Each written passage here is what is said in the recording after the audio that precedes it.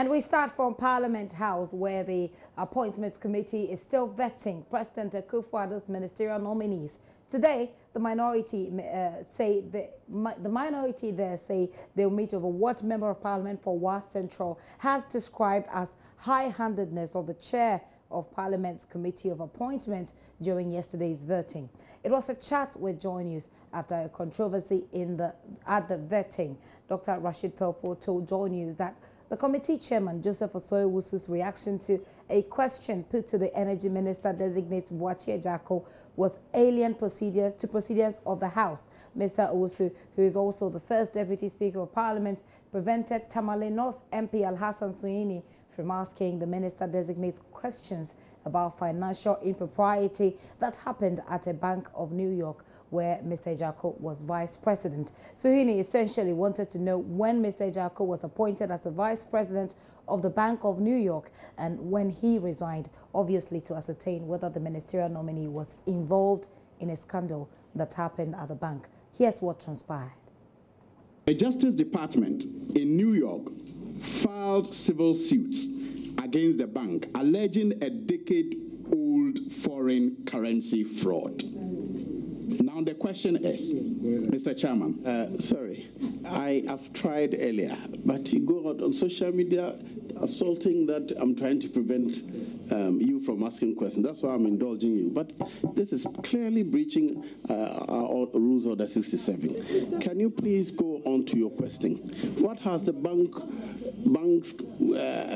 prosecution of others, not the candidate, not the nominee here, got to do with us? Thank you. I'll ask the question now. Thank you. I'll ask the question now.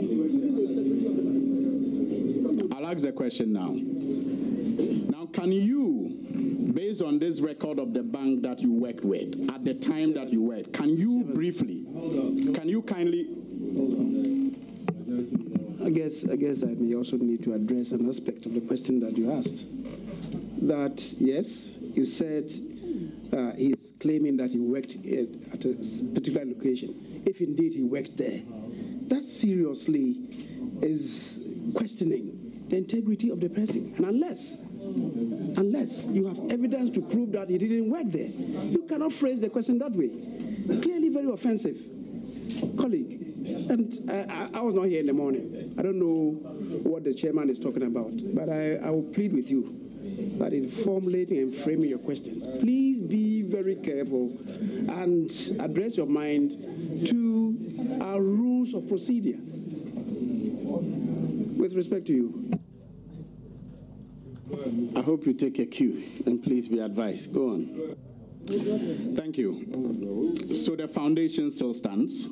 And the question is, can you kindly briefly, tell us your work at the bank, how you were engaged, how you were discontinued, how you discontinued working with the bank, and perhaps later furnish us with the document that shows how you left the bank, so we can assure ourselves as a nation that you at no particular point in time played any role in these scandals that I have hinted at. Thank you.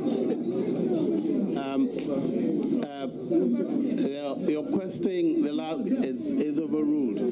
If you want another question, please go on, but please dominate disregard and the part relating to order. I can answer, Mr. Chairman. Order. Mr. Chairman. Order. Please, if you want to answer the question related to what role you did, answer. Mr. Chairman.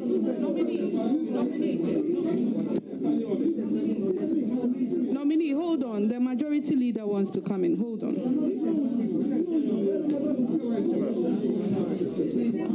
Mr. Chairman,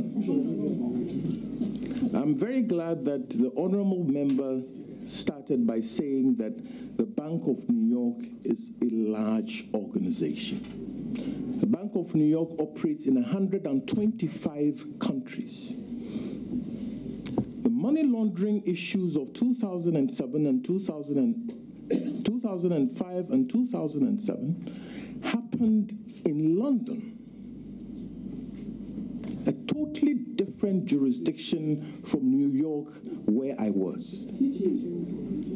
A totally different jurisdiction from where I was. If the honorable member would care to investigate the structure of the holding company, Bank of New York, New York, Bank of New York, London, Bank of New York, Brussels, Bank of New York, Mexico, don't have lateral relationships.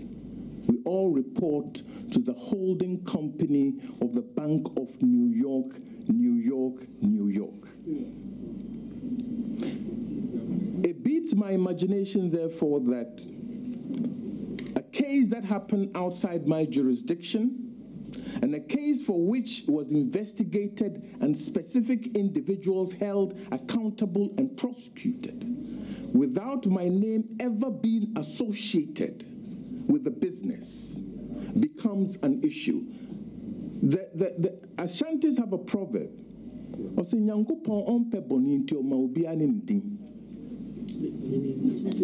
To wit, because God abhors evil deeds, He gave each and every one of us a unique name. Mr. Chairman, the question has no linkage. The question of the criminal prosecutions has no linkage to New York and my employment. So I am rather lost on why it's an issue. Honorable Nominee, your point is well made. Thank you very much. Now, Honorable Member, you will stay out of matters which are not relevant and which are not justifiable, accusations and so on. Please play by the rules, or else I'll go past you and call other people. Mr. Chairman, I think that I have to make it clear that I am not happy with the way that I am treated on this committee. Mr. Chairman, I want it on record that I never impugned ill motives to the nominee.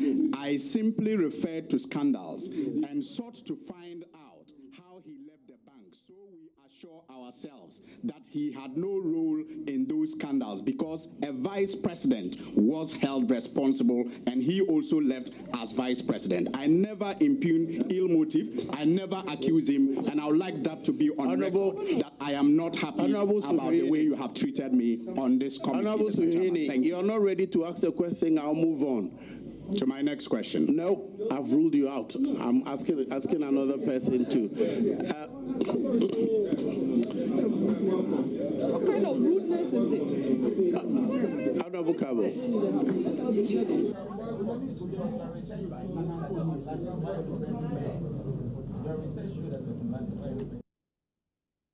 So there you have it. That's what happened in Parliament last night at Mr. Boakye-Jacko's vetting. Well, the minority are preparing to meet later on this matter. They are unhappy about what they term as the chairman's heavy-handedness at the vetting. WA Central Member of Parliament, Dr. Rashid Purple, says they'll meet later today on that matter. Would meet them to find out what has happened, because we're not there, we are not here to see or hear exactly what their position is, why they did not react to the chairman's autocratic rulings and annoying stoppage of Suhini. We are here to find out what the minority leader, he is very competent, we would like to find out what has happened and why he didn't do anything about it. We are hoping that we'll meet them to find out what has happened, because we're not there, we are not here to see or hear exactly what their position is, why they did not react to the chairman's autocratic rulings and annoying stoppage of Suhini. We are here to find out what the minority leader, he is very competent, we would like to find out what has happened and why he didn't do anything about it. We are hoping that we'll meet them to find out what has happened, because we're not there, we are not here to see or hear exactly what their position is, why they did not react to the chairman's autocratic rulings and annoying stoppage of Suhini. And we are here to find out what the minority leader, he is very competent. We would like to find out what has happened and why he did it.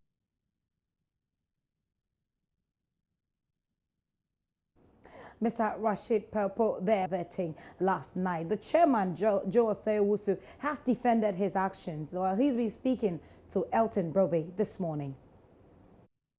So we are coming to you live from the office of the first Deputy Speaker of Parliament, the Honourable Joseph Osei-Owusu, who is also the chairman of the Appointments Committee of Parliament. The committee has been sitting in the last few days to vet presidential nominees for the various ministerial portfolios. Now, there's been criticism about the conduct of the chairman, especially. Some have said that he is controlling the events according to his wishes. There are also suggestions that he's overprotecting the nominees. We want to find exactly what really is the issues, and then going forward, how those who think that they are not being given fair opportunity to ask their questions, how these issues can be addressed. Honourable, you are live on the Joy News channel. Well, I'm surprised at this alleged criticisms. I haven't heard any myself. But if it were so, it's unfortunate, because I think that people who are making any such allegations have not sought answers from us at the leadership. First, as to the number of persons who are called to ask questions, and indeed who, I decide with the leadership. I consult the ranking member and the chief whip of the minority, and I consult my vice and the chief whip of the majority, and we agree that for this particular nominee, if we allowed 5 persons each, it should be okay. And I go ahead to ask them to nominate for me which 5 persons should I ask or invite to ask the question. So it's really the decisions of, or the choices of the respective sides that I call to ask questions. So who to call is, there's been a prior arrangement as to who to call to ask which or what question? That's exactly how I'm going about the thing. So I don't exercise any discretion, even though technically I should be exercising the discretion. But it's exactly to avoid the charge that is being made against me, that I allow the whips to suggest to me who from either side that I should invite to ask the question. So I think that any such criticism is not well placed, because people are not informed about it. All right, but beyond who to call and to ask which question, the issue